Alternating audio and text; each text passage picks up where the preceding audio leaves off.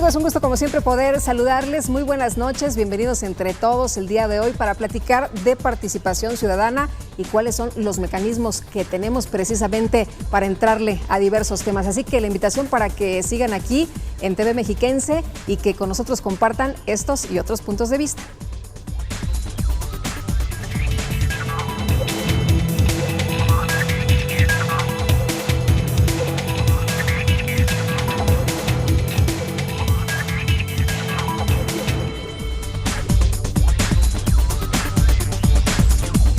Para platicar del tema con nosotros está aquí en esta ocasión y le agradezco mucho al doctor Edgar Portillo Figueroa, investigador de la Facultad de Ciencias Políticas y Sociales de la UAM. ¿Qué tal? Qué gusto tenerte por acá. Bienvenido, muy buenas noches, Edgar. Un placer, Lupita, agradecer la gentileza de su invitación para venir a este programa y ojalá sea de utilidad para todo tu auditorio. Estoy segura que sí y además que les va a interesar muchísimo y se van a involucrar porque se trata de participación.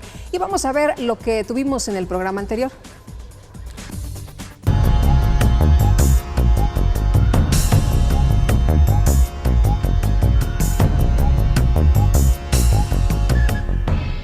En nuestro programa anterior platicamos con el licenciado Jesús George Zamora, director de organización del IEM, sobre la convocatoria para participar como consejeros y consejeras distritales y municipales.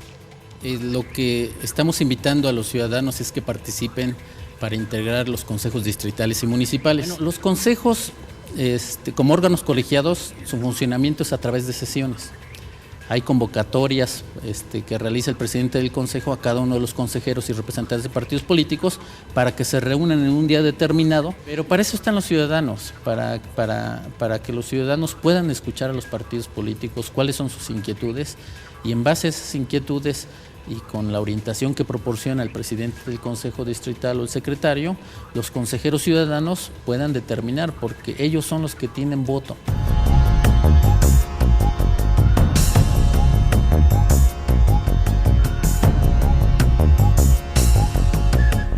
Y también les invito a ver un resumen de las actividades más importantes en el Instituto Electoral que sí se hizo esta semana.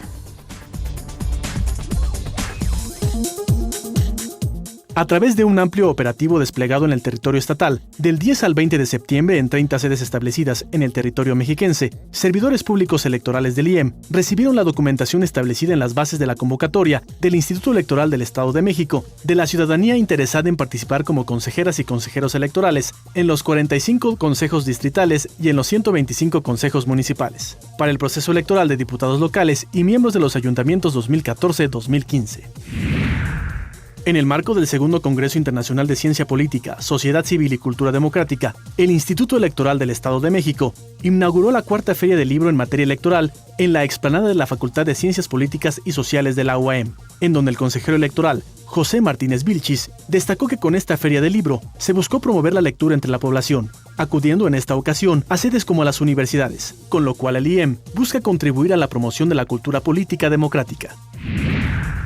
Durante el desarrollo de la cuarta Feria del Libro en materia electoral del IEM, el Instituto Electoral del Estado de México presentó el número 50 de la revista Apuntes Electorales, con los comentarios del consejero electoral del IEM, Juan Carlos Villarreal Martínez, y de Víctor Alarcón Holguín, presidente de la Sociedad Mexicana de Estudios Electorales, SOME, con la moderación de los trabajos por parte del consejero electoral, José Martínez Vilchis.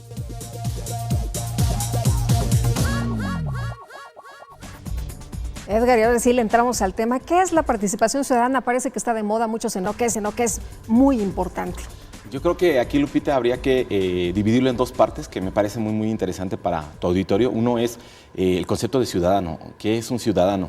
Ciudadano, evidentemente, es aquella persona que tiene mayoría de edad, que está, digamos, en edad de votar y que además participa activamente en política. ¿Qué quiere decir esto? Que tiene una formación política, cultural, que le permite entrar dentro del debate nacional y ayudar a cogobernar al gobierno en sus tres poderes para manejar el Estado en conjunto. La participación ciudadana precisamente es eso, la participación de gente que esté informada en política y que le interesa cogobernar junto con el Estado, la parte que te refiere a los asuntos públicos.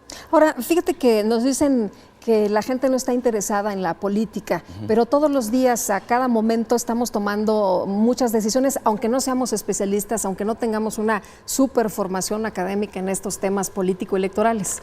Yo lo dividiría en dos temas, Lupita. Yo creo que al contrario, la gente está muy interesada en participar en política. Creo que desafortunadamente en México no se han encontrado los mecanismos ideales para participar en la misma. En primera, porque nosotros tenemos una democracia representativa y una vez que se deposita el voto en la urna, el ciudadano se siente completamente abandonado. Como no ve reflejado, digamos, el poder a través de sus representantes, se aleja de la política, ¿no? En realidad el tema de la política es un tema pero tan atractivo como el del fútbol. En ese nivel, o sea, en la mesa de tu casa, de los amigos, siempre se van a hablar de esos dos temas. Es un tema que interesa mucho, pero no se ha sabido, digamos, de alguna manera u otra, involucrar a la población para que se encuentre, digamos, viva en un tema que además es muy interesante. Además, apasionante, ¿no? Apasionante. Si tú te pones a platicar de política en una comida, ya sabemos cuáles son a veces los resultados, ¿no? Así es, todo el mundo tenemos nuestro corazoncito y bueno, ahí habrá centro, izquierda y derecha en todas las familias. ¿Cómo participa alguien? Si yo le digo a alguien, es que tienes que participar, tienes que ser más activo, tienes que ser un ciudadano que esté pues más atento, ¿cómo participa la gente?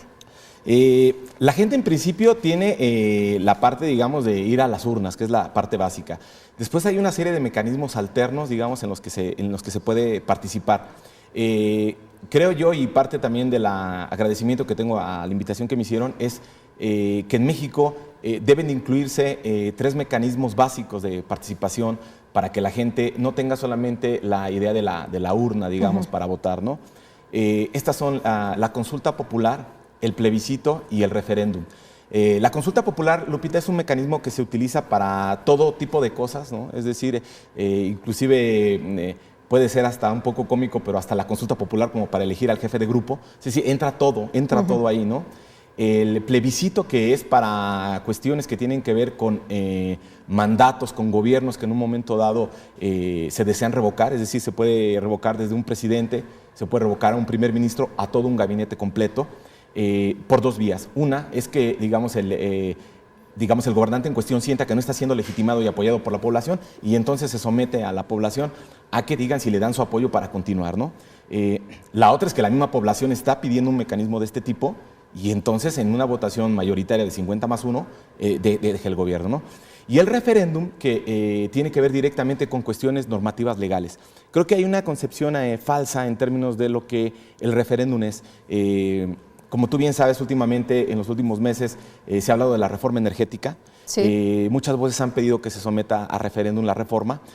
Habría que irse con cuidado en ese sentido porque ahí se confunde lo que se está deseando, si consulta popular o referéndum. Lo que sabemos y lo que han planteado los políticos es una consulta popular para diferentes temas, ¿no? Es el salario mínimo, que se va a llevar a consulta popular y ahí están hasta peleándose la bandera si lo dijo primero uno u otro partido. Está el tema de la reforma energética, ya sabes que es un asunto también que se quiere revisar en consulta popular, si se echa para atrás lo aprobado o no en el Congreso. Y bueno, pues está el otro tema muy reciente, ahora el propuesto por el PRI, de la reducción de los plurinominales. Esas son propuestas de consulta todas, ninguna referéndum. Así es, y creo que es correcto y me parece que es atinado que sea así por una cuestión básica. La consulta popular no tiene carácter vinculatorio. ¿Qué quiere decir esto para tu auditorio? Que no tiene una obligación legal el gobierno que después de lo que tú emitas en la consulta popular se convierta en ley. Entonces es bueno que se hable con la verdad, que esa consulta popular no va a ser lo que la gente dice, porque no tiene un carácter legal vinculatorio, el referéndum sí. Cuando entras al referéndum y se vota inmediatamente que sale el 50+1, si es lo que, digamos, se ordenó, entonces lo que vas a encontrar, Lupita, es que inmediatamente viene un poder, digamos, de coacción, en el cual viene un aparato legal y se reforma la Constitución. El referéndum no se utiliza para cualquier cosa, se utiliza para cuestiones que tienen que ver, digamos, de alto nivel de carácter constitucional. Entonces, creo que ese es uno de los asuntos también porque la gente no está de repente muy ilusionada en la participación porque siente que en realidad su opinión no tiene un peso real, ¿no? No transforma. No cambia nada. Exacto. Muy bien. Si te parece, nos quedamos con esta idea y regresamos con ella. Vamos a unos mensajes y enseguida estamos con usted aquí entre todos.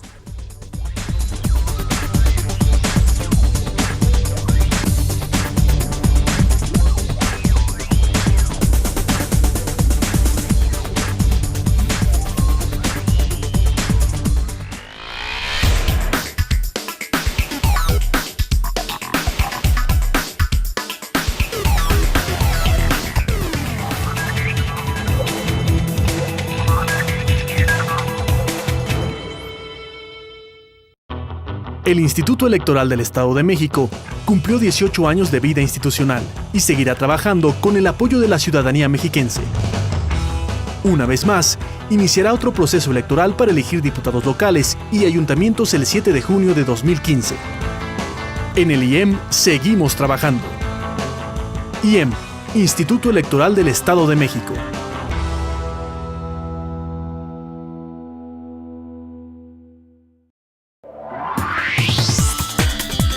Detrás de tu voto hay buenas noticias. Un programa del Instituto Electoral del Estado de México. Síguenos a través de www.ieem.org.mx y por Uniradio 99.7 FM. Todos los miércoles a las 13 horas. IEM, Instituto Electoral del Estado de México.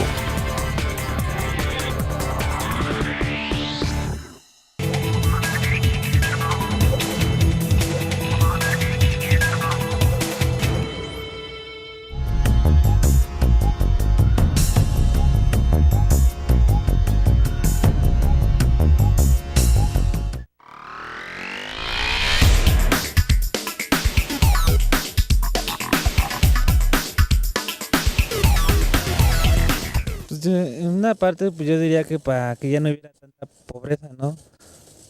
Y ahora sí viéramos si se puede elegir a un gobernador como se debe, porque ahora se eligen, pero pues nomás no dan el ancho.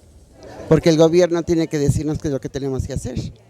Pues porque si escuchan las voces de todos, pues yo creo que hasta ellos mismos se van dando una idea de las necesidades que tenemos nosotros como pueblo, ¿no? Y yo me imagino que así pues ya van mejorando la calidad respecto pues a todos los servicios.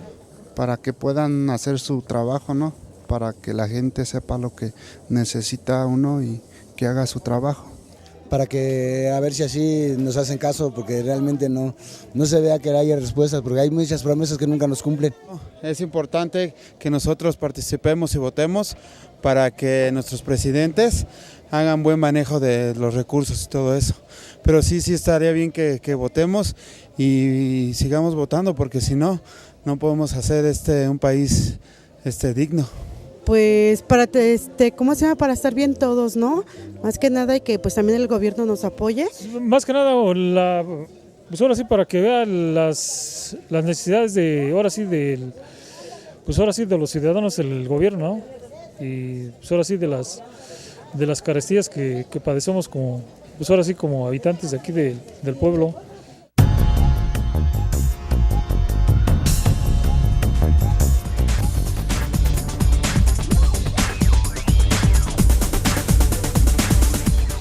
Estamos de regreso y platicamos con respecto a lo que dicen nuestros amigos del auditorio. Salimos a las calles, les preguntamos qué es lo que piensan, cómo ven las cosas, para ellos qué significa la participación ciudadana. Interesante porque muchos se regresan a esta primera etapa que tú mencionabas. Bueno, pensamos muchos ciudadanos que el voto es lo único que tenemos y ahí se acaba nuestra participación. No, en realidad no, existen varios mecanismos, además de los que mencioné, que son más técnicos, como puede ser el plebiscito, la consulta popular y el referéndum, pero también la población puede participar, digamos, a través de las ONGs, ¿no? Hoy en día la sociedad civil está mucho más vigente, por eso es importante que el gobierno ponga mucha atención en los nuevos cambios que se están originando en este momento, porque la gente está deseosa de participar, tan es así que las ONGs han crecido y la sociedad civil ha aumentado, es decir, por momentos, Lupita, han decidido actuar por su cuenta. Y eso puede ser en cierto sentido una llamada de atención en la que el gobierno también debe de poner, digamos, un ojo en esa parte, porque la población se empieza a organizar, como a través de las ONGs, digamos, y la sociedad civil empieza, digamos, a alzar su voz en ese sentido. Que ese es un problema que hay en México, creo yo desde mi perspectiva, que de repente a veces en México solemos decir que las cosas no funcionan porque el gobierno no hace su trabajo. Y creo que ahí estamos evadiendo todos una responsabilidad que nos toca a nosotros, ¿no? Y esa es una realidad. Hay una parte como ciudadanos que nosotros no estamos haciendo, en parte también porque el gobierno a veces no invita tanto a que te involucres, pero en realidad creo que esta coparticipación legitimaría ambas partes, ¿no? El referéndum implica eso, ¿no? O sea, dice, bueno, yo te sometí a referéndums, dijiste que sí, supongamos que el Tratado de Libre Comercio de México se hubiera sometido a eso. ¿Qué hubiera sucedido? Si las cosas no hubieran funcionado muy bien, el gobierno hubiera dicho, bueno, 52% de la población dijo que fuéramos al Tratado de Libre Comercio. Entonces, bueno, pues aquí estamos, señores, ¿qué hacemos? Eso en México falta mucho, esta idea, digamos, de integrarnos en esta especie de ¿Pero cogobierno. por qué? ¿Qué falta? ¿Los políticos no han agarrado la onda? ¿No les ha caído el 20 que es mucho mejor gobernar de esa forma? ¿Tienen miedo de empoderar al ciudadano? Yo creo que hay un miedo por dos vías. Es decir, yo creo que el gobierno hace su trabajo, para ser también muy honestos.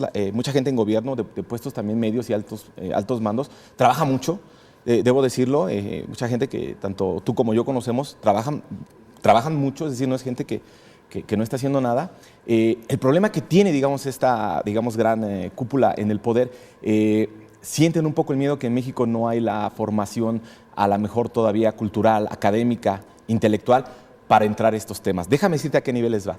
Alguna vez en la Facultad de Derecho, en paz descanse, el maestro Burgó Orihuela dio una conferencia en la cual estaba yo presente. Y él en ese entonces había comentado que como ideal en el Instituto de Investigaciones Jurídicas de la UNAM, que solamente desde su punto de vista de él, a él le parecería importante que solamente abogados fueran al Congreso de la Unión. Y hubo un debate en esa sala en la que yo estaba. Y algunos decían, no, ¿por qué solamente abogados? ¿Por qué no economistas? Bueno, dice, accedería a que por lo menos, bueno, fueran profesionistas. Es complicado porque esta idea de pensar dejaría a la mayoría de la población afuera. Entonces necesitamos esta especie de mecanismos donde confíe más, digamos, el gobierno en sus tres poderes, legislativo, ejecutivo, judicial, y que permita que participemos. Déjame decirte, por ejemplo, que en Italia, Lupita, se eligen jueces, magistrados, ministros, el poder judicial es votado. Entonces, para que veas las realidades tan distintas que de repente bueno, aquí impensable, ¿no? Aquí impensable que esto ocurriera. Aquí impensable, ¿no? Aquí que dijeron, hoy vas a votar por el juez o por el magistrado, por el ministro, para que sea. No. Entonces se desatienden de una situación porque la población no participa. Yo creo que el gobierno trabaja bien, trabaja fuerte y la población tiene ganas de participar. Pero yo creo que sí, desde mi perspectiva, habría que apostar a integrar a la ciudadanía. Tarde o temprano lo vamos a tener que hacerlo. Claro. Es Oye, necesario. cuando no hay figuras, por ejemplo, cuando no tenemos este plebiscito, cuando no tenemos este referéndum o esta consulta popular porque tienen fechas y tienen plazos, ¿de qué manera pueden los ciudadanos participar y en qué temas, en qué rubros? Por ejemplo, si a mí me interesa algo del medio ambiente o si me interesa algo relacionado con el famoso fracking, ahora que está de moda el asunto de la reforma energética y de cómo se van a aplicar las cosas, o alguna situación relacionada con el salario mínimo, si no me quiero esperar a todos estos mecanismos, a todas estas fechas o plazos, ¿qué puedo hacer como ciudadano común y corriente? Como ciudadano común y corriente hay dos cuestiones básicas. Regularmente hay foros donde se invita a la participación cuando se está discutiendo algo, y son muy seguidos, más de lo que la gente puede pensar. O sea, la Cámara de Diputados invita, la Cámara de Senadores invita a que presentes tu ponencia, asisten algunos diputados. Ese puede ser un mecanismo de participación.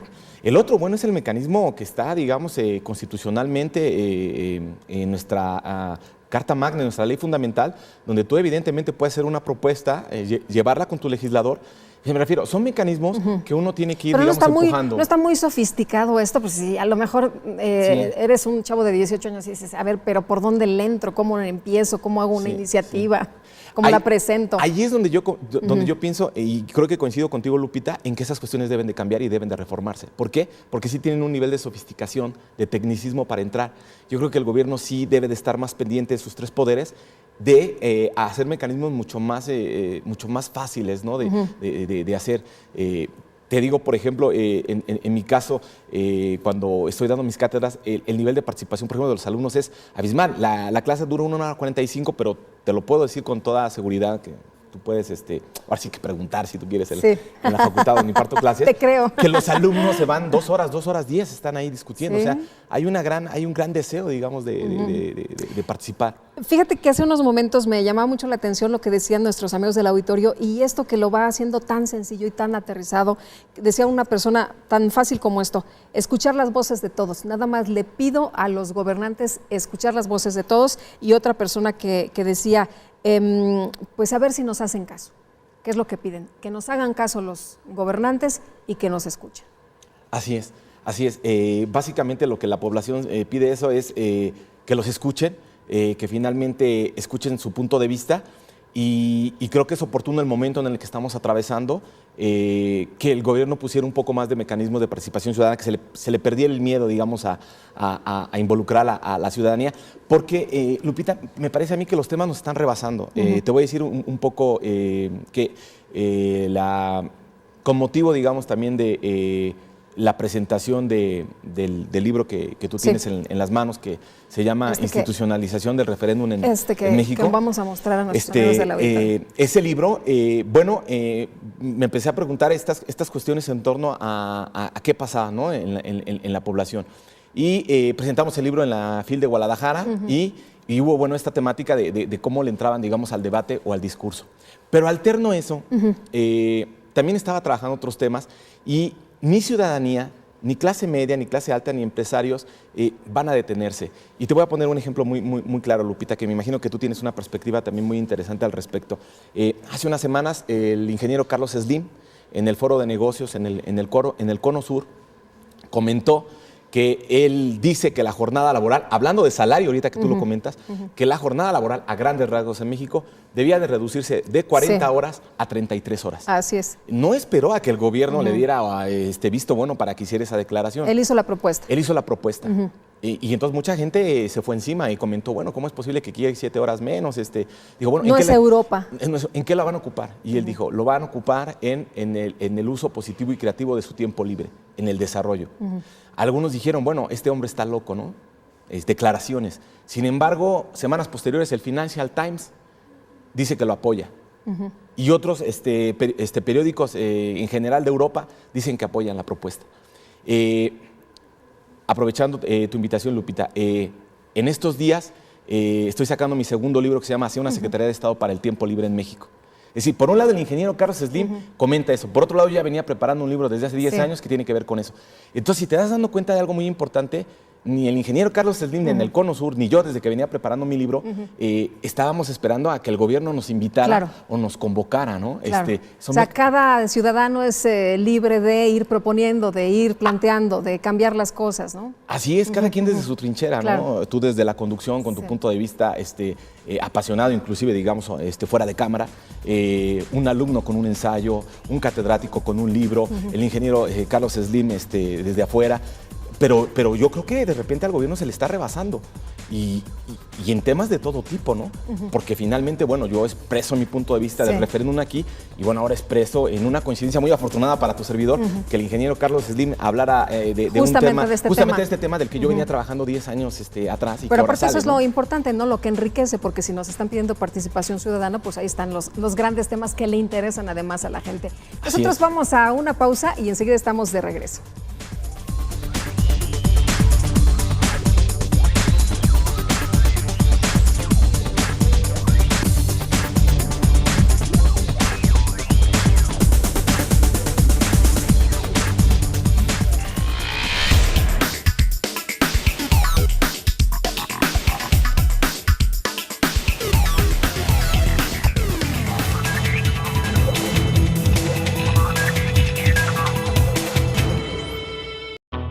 El Instituto Electoral del Estado de México cumplió 18 años de vida institucional y seguirá trabajando con el apoyo de la ciudadanía mexiquense.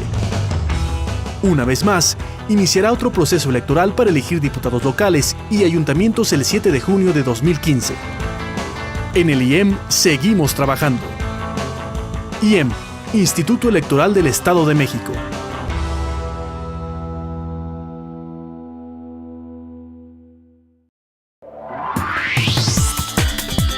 Detrás de tu voto hay buenas noticias. Un programa del Instituto Electoral del Estado de México. Síguenos a través de www.ieem.org.mx y por Uniradio 99.7 FM.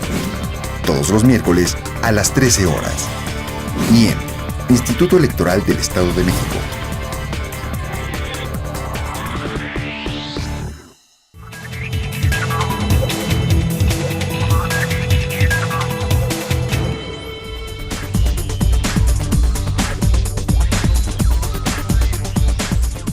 estamos de regreso y qué bueno que continúa usted con nosotros aquí entre todos, porque usted enriquece sin duda con sus opiniones y sus comentarios este espacio.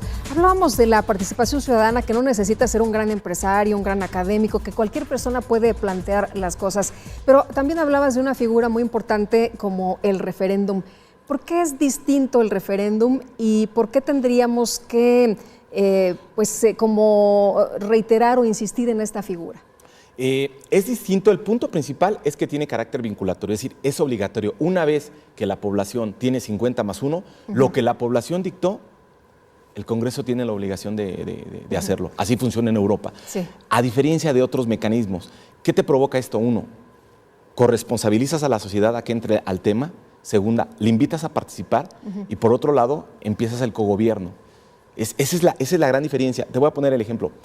Cuando escribí el libro de institucionalización del referéndum en México, que invito a tu auditorio a que lo consulte, es un libro editado por Miguel Ángel Porrúa. Empecé a analizar yo los casos, como tú vas a poder ver ahí, y uno de los casos es ¿dónde existía referéndum ya? Uno de los casos era, en cierto sentido, la Ley de Participación Ciudadana de la Ciudad de México de ese entonces. Y cuando tú revisabas, pues estaba sensacional en el papel, ¿no? Cuando yo empecé a hacer la investigación. Pero, digamos, uno de los puntos decía en ese momento que no tendría carácter vinculatorio. Entonces, así como que todos muy emocionados, digamos, en la fiesta y de repente es así como que, ¿no? Porque entonces yo te digo... Pues sí, porque si no sirve, si no va a cambiar nada, entonces ¿para qué participo, no? Exacto. Entonces, Lupita dice, bueno, si va a hacer eso, yo participo. Entonces, a lo mejor haces tu cuartilla, tus 2 cuartillas, invitas a tus amigos del estudio, del foro, y entonces de repente dices, aquí está, ¿no? Y dice, oye, está excelente, Lupita, tú y tu equipo hicieron una cuestión fantástica en este sentido. Pero, pues bueno, gracias por participar. La gente ya no quiere, porque si no le voy a meter mi tiempo a una cuestión que no va a ser tomada en cuenta. Es ahí donde tenemos el problema. El referéndum hace la gran diferencia porque tiene carácter vinculatorio, es un carácter obligatorio. Ahora, ¿qué quieres decir cuando propones en este libro la institucionalización del referéndum? Mira, y eso es algo muy interesante. ¿Qué significa la palabra institucionalización? Institucionalización es la inserción de algo, algo que comúnmente se repite una y otra vez. Por dar un ejemplo para tu auditorio, es decir, el programa Entre Todos, conducido por Lupita. Tienes ya un periodo, digamos, donde cada lunes el auditorio puede ver tu programa. Se ha institucionalizado. Hay mucha gente que hoy en día sabe que los lunes a las 10 de la noche, Lupita va a tener un invitado en un programa de Entre Todos. Se ha institucionalizado porque cada lunes lo hace. Lo que se trata de hacer cuando digo institucionalizarlo es insertarlo, digamos, dentro de nuestra, digamos, aparato legal. ¿Cómo concretamente en términos de la institucionalización del referéndum en México? En mi caso tengo una propuesta, digamos, de una reforma al artículo 135 constitucional, que es donde puede, digamos, entrar esta parte del referéndum y cambiar, digamos, esta parte, digamos, de temática del lenguaje e insertar esta figura del referéndum, ¿no? Ahora, un asunto sencillo no lo es, porque en medio de esto hay poder. Es un asunto real. A lo que yo me refiero es con el ejemplo también anterior que daba Lupita, es, en principio lo importante es poner los temas en la mesa, en el debate. ¿Puede hacerse o no puede hacerse? Eso hay que analizarse. Yo soy un catedrático que propone algo, ¿no? Pero vamos a ver qué piensan los demás actores. Pero creo que sí es una gran ayuda el hecho de que ya lo pongas en la mesa y que empiece a debatirse. Lo mismo lo otro, ¿no? Esta Secretaría de Estado para el Tiempo Libre, pueden decir que Slim no les gusta o lo que dice tu servidor no les gusta, pero bueno, empieza a debatir si esto es viable o no. Por cierto, fuera de cámaras, comentabas conmigo, Lupita, esta Secretaría, por ejemplo, de Estado del Tiempo Libre ya existió en Francia. En Sudamérica se empiezan a escuchar voces, en Argentina también. ¿Qué quiere decir esto? Es una forma de participación de la ciudadanía. El decir, estoy a favor o estoy en contra, entrar al debate, es una forma de participar. Así es. Y eso es lo interesante, ¿no? Eso es lo que decíamos hace unos momentos, enriquece, porque a lo mejor yo digo, bueno, pues hay temas más importantes, o a lo mejor alguien del auditorio me dice, oye, pero está antes el tema de la pobreza, o está el tema, no sé, hay de la salud, de educación, hay muchos antes de la Secretaría de cómo administrar mi tiempo libre, ¿no? Así es, Lupita, pero te voy a cambiar, digamos, ahora sí que la jugada. Imagínate que la reforma energética de verdad se somete a referéndum. ¿Qué quiere decir esto? Que la población pudiera votar, y si la votación sale 50+1, en términos de que la población dice que no a la reforma energética o que dice que sí, se hace ley. Se cambiaría la Constitución, ¿no? Claro. Lo que ha sido votado y aprobado en el Congreso hasta este momento. Así es. Porque con la consulta popular, pues simple y sencillamente es una consulta. Sí, donde gracias amigos por participar. Sí, sí, qué bueno que dijeron que estaban a favor o en contra, ¿no? Así es. Pero no cambia la ley. No cambia, eso sí cambia la ley. Aunque hay quien sostiene, como en el PRD, que sí se puede cambiar la ley, ¿no? Y que ya será un asunto que se resuelva en la Corte. Mira, en lo que a mí me tocó en mis investigaciones con respecto al libro que tienes en tus manos, yo investigué en la mayoría de todo el mundo. Por referéndum se entiende concretamente cuestiones normativas legales, que cuando se someten a un referéndum mediante un sí o no en una boleta, según lo que haya emitido la población, se tiene que acatar la decisión del pueblo y se tiene que convertir en ley. Esto no quiere decir que el pueblo es el que hace la ley. O sea, hay un aparato, digamos, técnico legislativo que hace la ley, la pone a tela de juicio y la población vota si sí o si no. Imagínate, como te decía el ejemplo ¿no? En Suiza votaron Fondo Monetario Internacional, Banco Mundial, Tratado de Libre Comercio. Y si nos equivocamos todos, y si la hacemos y si estamos en el camino correcto, es de todos. Y bueno, pues ahí, como mencionabas también hace unos momentos, se toma en cuenta al ciudadano y ahí sí entonces empieza a generarse otro tipo de dinámica, ¿no? Así es, completamente, porque tú te interesas completamente. Sabes que si te equivocas, entonces los costos los vas a pagar tú. Porque entonces el costo de los energéticos se va a ver reflejado directamente en tu bolsillo. Entonces, ¿qué implica eso? Claro, un riesgo, como tú lo dices, ¿no? Entonces, ¿que en el barco nos hundimos todos o nos salvamos todos? Pues yo creo que es mucho mejor que de repente en el barco estemos todos juntos remando y que si el banco en un momento dado encalla, nosotros digamos, bueno, ahí vamos todos, los gobernantes y la población. A sacarlo. A que de repente, si encalla, de repente digas, no, bueno, es que tenemos unos capitanes que, por favor, lo hubiera hecho mejor mi abuelita. Sí. Es decir, nos responsabilizamos todos y nos unimos en un mismo barco que es nuestro país, ¿no?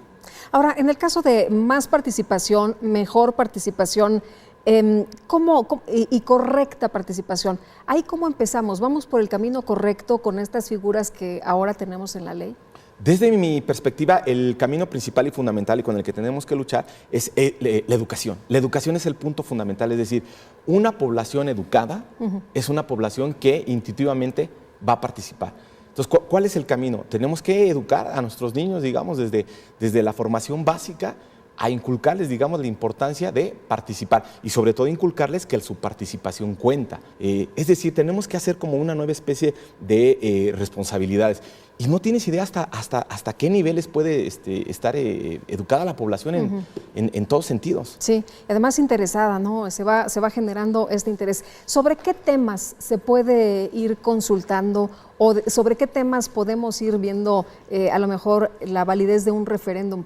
En todos los temas, porque si no sería el cuento de nunca acabar, ¿no? Imagínate que nos consulten sobre, pues, no sé. Sí, le van a subir el precio a la tarifa de los taxis o cosas de ese tipo, ¿no? Nunca vamos a llegar a algo, nunca van a poder gobernar, ¿no? Porque obviamente, pues todo lo relacionado con los impuestos, el aborto, hay temas muy polémicos, en fin, ¿cuáles sí se deben consultar y cuáles no? ¿O todo se tiene que consultar? No, de hecho, en la investigación que yo hice, el referéndum se utiliza para cuestiones de alto nivel y que tienen que ver sobre todo con temas constitucionales. Es decir, no cualquier tema puede ir, porque para eso está la consulta popular, ¿no? Y en el caso, por ejemplo, de revocación de mandato, para eso está el plebiscito. No sé si, afortunadamente, hoy que tengo el placer de estar con ustedes, leía la disolución del gobierno de Francia. Bueno, se puede disolver un gobierno tal y como se disolvió en Francia por los mecanismos que hay, pero hay que especificar. Consulta popular, como tú bien lo señalabas, Lupita, para todo lo que le quieras hacer prácticamente, ¿no? Consulta popular desde la kermés hasta... O sea, ahí va todo. Plebiscito para lo que tiene que ver con el gobierno y su gabinete, ¿no? Digamos en términos generales, poder ejecutivo. Referéndum para cuestiones normativas y legales de alto nivel. Sí, eso está muy, muy bien definido. Por eso cuando se invita a consulta popular y lo tratan de dar a entender que es como referéndum, creo que hay un error. En todo el mundo está muy claro qué es plebiscito, qué es consulta popular y qué es referéndum. Sí. Oye, ¿cuál ha sido la experiencia del referéndum y de estas figuras en otras partes del mundo, comparado con nuestro país, que apenas vamos empezando con esto, ¿no? Apenas nos estamos enterando, vamos a participar por primera vez en una consulta popular, en fin, con las reformas político-electorales? ¿Cuáles son las experiencias? Yo te diría que en estos momentos los países, que en mi caso, por ejemplo, del libro estudié España, Francia, Suiza, específicamente, que son en los que me concentré, muchos de esos países hoy en día no podrían vivirse en el referéndum. Porque una vez que se te preguntó si quieres que tu país entre, en el caso, preguntas desde si quiere entrar a la Unión Europea o no, hasta cuestiones como, o sea, te imaginas la repercusión, como te comento, del ingreso a Fondo Monetario Internacional, Banco Mundial, Tratado de Libre Comercio, se involucra, la población está completamente involucrada porque tiene un mecanismo a su mano que tiene carácter legal, que se va a hacer ley, entonces la gente empieza a leer, porque es un mecanismo que viene en un periódico, digamos, viene la hoja, en el caso de Francia lo empiezan a leer y a tal día se convoca, dan una papeleta, como te decía, que viene en el caso de Francia, oui o no, sí o no, y se tacha. Entonces, la experiencia es buena, pero evidentemente hay un proceso. Sí. Hay un proceso. Primero hay que educar a la población en estos mecanismos. Hay que educar también a los gobernantes, ¿no? Porque hay el miedo de perder el poder en términos generales como gobierno, que es normal, que es propio de la política, ¿no? Y por el otro lado hay el deseo también de la población de participar. El asunto desde mi perspectiva es que estamos ya en una coyuntura, Lupita. Y bueno, pues se ve en todo este tipo de cuestiones donde la pregunta es ¿qué tanto puedes dejar ya que la población... O sea, el mundo está avanzando, ¿no? Muchísimo. Ya no se puede detener, ¿no? Sí. Ya no nos podemos quedar como estábamos. Es como lo que comentamos hace un momento, y lo traigo a analogía porque creo que es muy cierto. Una Secretaría de Estado para el Tiempo Libre, para unos es una locura, para el empresario más rico del mundo no lo es, para un catedrático como yo no lo es, para otras personas lo va a hacer. La polémica está ahí, pero lo interesante de esto, ¿dónde está, digamos, el gobierno en medio de estas polémicas que se están generando? Se están generando ya fuera, digamos, del espacio gubernamental. Y creo desde mi perspectiva que debería de ser una visión en conjunto de todos. Muy bien, vamos a los contextos y seguimos platicando del tema. Adelante.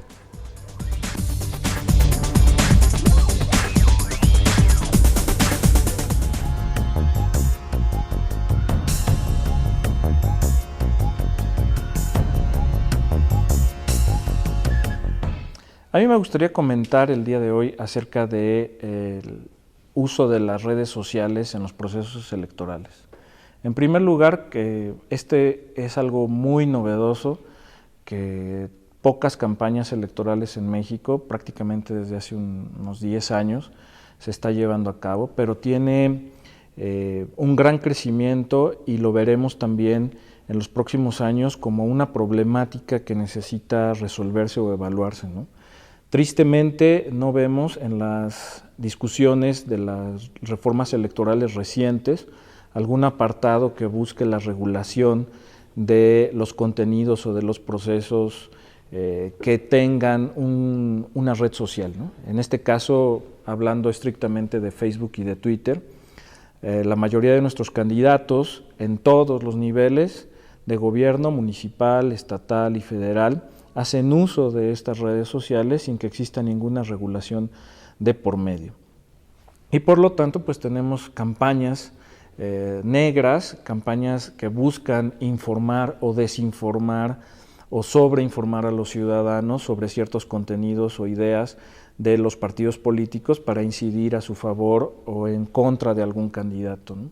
Esto no ha sido regulado, tampoco han sido regulados los recursos que se están utilizando para estas campañas en línea, ni mucho menos se han regulado los lenguajes, los videos o los audios que se estén transmitiendo a través de estas posibilidades. Dado que a través de Internet pues realmente el espacio es infinito, pues no podemos tener una regulación de 2 minutos o 3 minutos como pudiera ser en la televisión o en el radio, ¿no? Sino que es un debate continuo, las 24 horas, los 7 días de la semana y un bombardeo continuo de mensajes hacia los ciudadanos.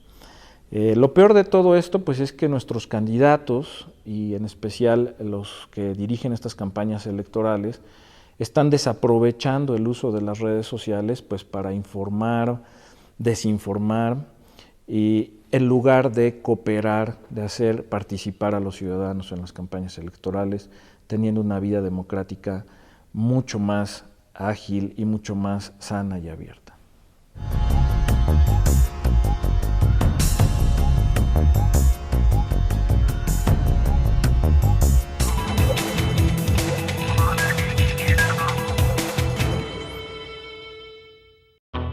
El Instituto Electoral del Estado de México cumplió 18 años de vida institucional y seguirá trabajando con el apoyo de la ciudadanía mexiquense.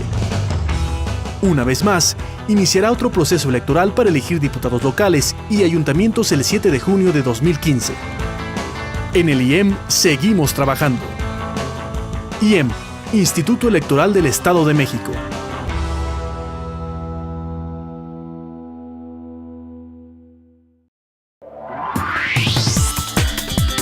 Detrás de tu voto hay buenas noticias. Un programa del Instituto Electoral del Estado de México. Síguenos a través de www.ieem.org.mx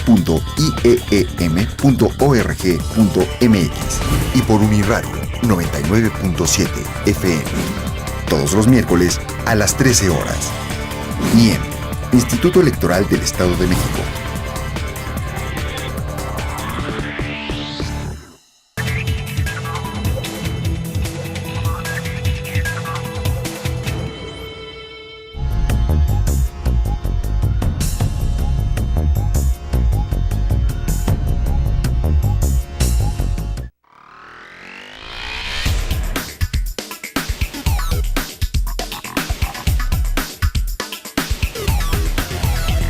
Pues para que se cumpla lo que ellos nos prometen, ¿no? Nos prometen muchas cosas y luego... Para que nuestra voz sea escuchada, para hacernos partícipes en las decisiones del gobierno. Pues de antemano digo que para que tengan mejores beneficios, derechos, seguridad, creo que hoy lo necesitamos, ¿eh? Creo que si todos nos unimos es para bien de todos. Para que todo esté bien y que vivamos mejor. Decirles que necesitamos muchos apoyos, que sobre todo la delincuencia que está entre más está abundando, ya no es uno libre ni de salir un poquito tarde a la calle porque ya las asaltaron a uno. Para que siga existiendo la democracia, los derechos políticos y sobre todo el bienestar y la libertad de expresión. Pues es importante para que todos participemos, para que sepamos elegir a los que van a llevar las riendas de lo que queremos nosotros para progresar como pueblo. Pues porque si no hay una buena participación, el gobierno ve que no nos interesa y entonces pues no hace cosas para nuestro beneficio.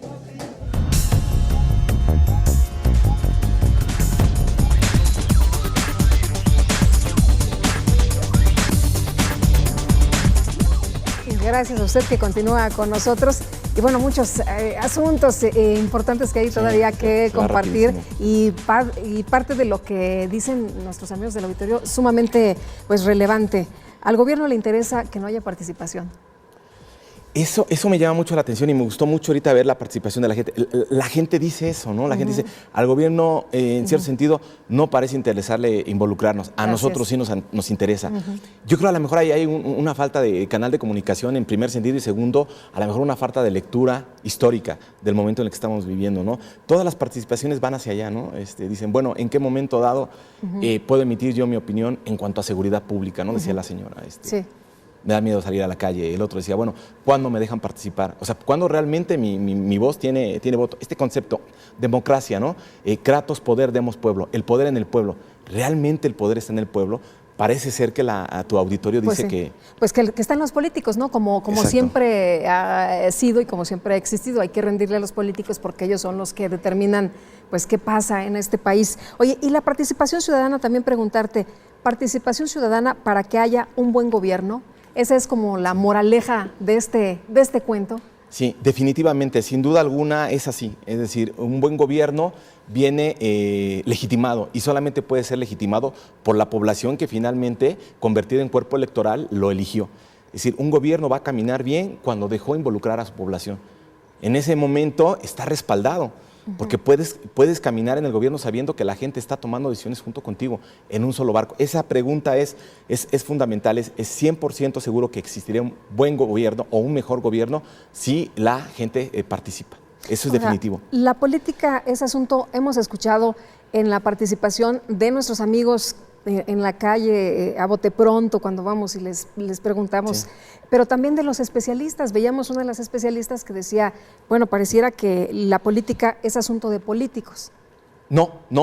Tan no es asunto de políticos que cuando uno observa, digamos, en el Congreso de la Unión, ve uno una diversidad, por la misma cuestión de política, uno puede ver, no sé si es lo más ideal o no, pero puede ver, digamos, desde el doctor en Derecho, en una curul, hasta el líder de taxistas, hasta la lideresa de ambulantes, personajes diversos que están involucrados precisamente porque la democracia es eso. No, definitivamente no. Y creo que el gran problema que tenemos en este momento en México es eso, pensar y dejar que sea solamente una tarea de políticos profesionales.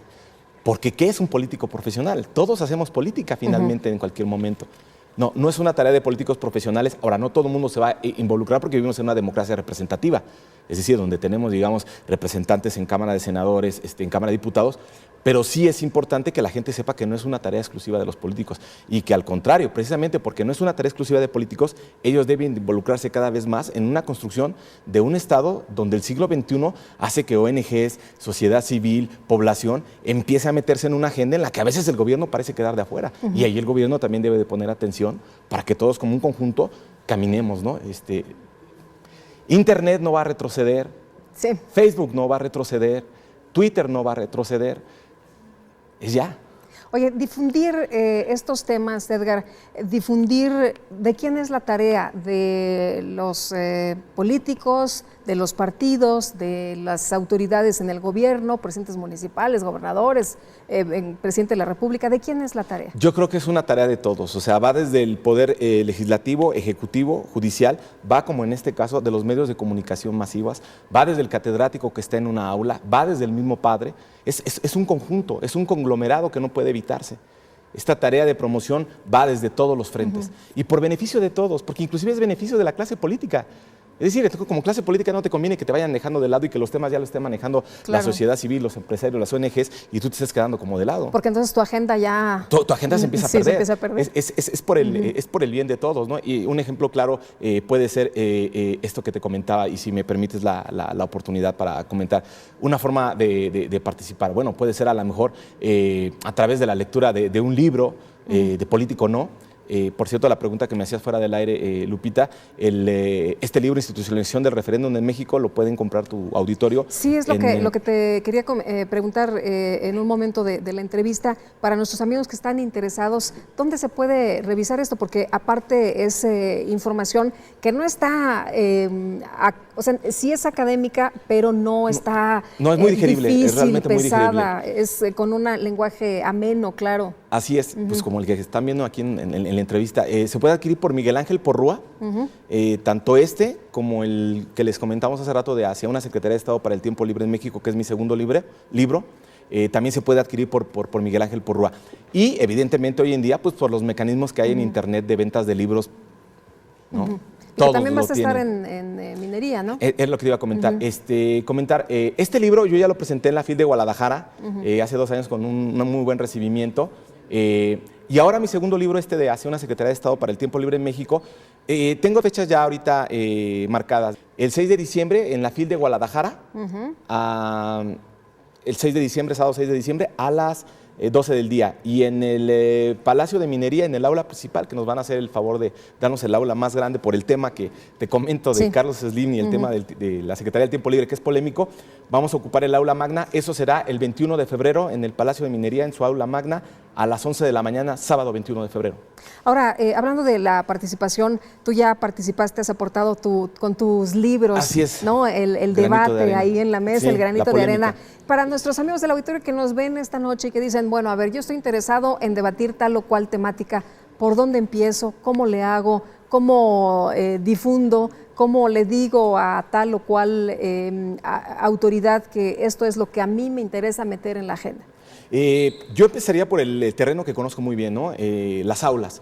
Es decir, en las mismas aulas, los estudiantes con su propio maestro, es una buena forma de empezar a decir, bueno, tengo esta inquietud, y el maestro decirle, bueno, hay este mecanismo para que lo hagas llegar. Porque hay una confusión ¿cómo te diré, Lupita? De realmente qué tanto puedes llegar a que te escuchen. Te voy a poner un ejemplo. Yo constantemente cada semestre tengo alrededor de 60 alumnos. Yo imparto los 3 niveles, licenciatura, maestría y doctorado. Imparto los 3 niveles. Ellos dicen, bueno, ¿cómo hago llegar yo a lo mejor una idea, un pensamiento, ¿no? Pero bueno, en estos momentos, bueno, yo tengo la oportunidad y el privilegio de estar aquí en tu programa, en el estudio, contigo, Lupita. Hace algunos años estuve con Héctor Aguilar Camín en Zona Abierta.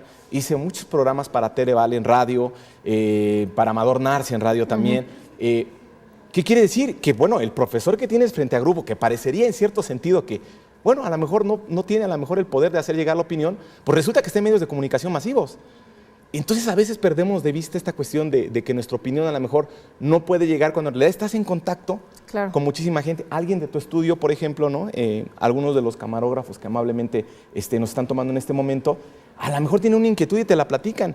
pero resulta que tú conoces a otra gente de los medios de comunicación y la idea de él que él te generó, tú la comentas en un programa de televisión con uno de tus entrevistados. Es decir, el efecto dominó de lo que preguntó tu compañero que está al frente de la cámara tiene una repercusión que no hemos calculado. Claro. Entonces las posibilidades son infinitas, son infinitas, digamos, de participar de forma directa e indirecta. ¿Qué pasa si no participamos? ¿Nuestra propuesta se va a quedar en simple queja? Exacto, si no participamos no se vale quejarse, ese es el punto. Es decir, y me duele a veces decirlo, y es muy complicado y espero que se tome de forma respetuosa, pero a veces decimos que el fracaso, el éxito que tenemos se debe a que el gobierno no impulsó las políticas públicas para que nosotros saliéramos adelante, ¿no? Entonces tenemos desde la parte de que tu papá te puede decir, no, mijo, mira, es que yo no llegué a ser alguien grande porque yo no estudié, pero tú que sí tuviste la posibilidad, aprovéchala, ¿no? Es un lenguaje en el que te escondes, ¿no? O, oyes, papá, en realidad yo no estoy aquí porque en realidad el partido nunca me dejó llegar a ser diputado federal, ¿no? Te escondes atrás realmente de una responsabilidad que también te toca. O sea, el asunto es responsabilizarte y ver qué parte del terreno es en la que te toca jugar y jugar bien la posición que en cada momento de la vida te toca jugar. Y ahí la participación ciudadana es fundamental.